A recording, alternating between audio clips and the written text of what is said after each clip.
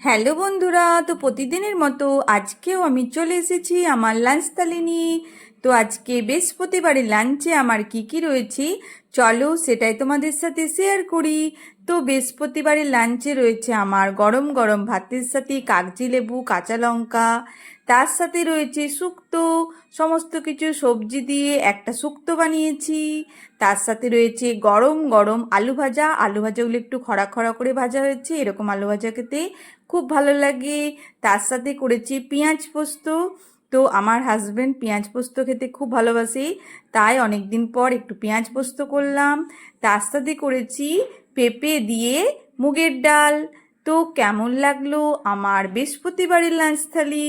শুভ দুপুর বন্ধুরা, সবাই ভালো থেকো, সবারই দিন খুব ভালোভাবে কাটুক। কাল আবার দেখা হবে।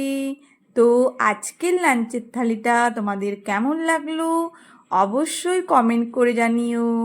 গুড বাই বন্ধুরা।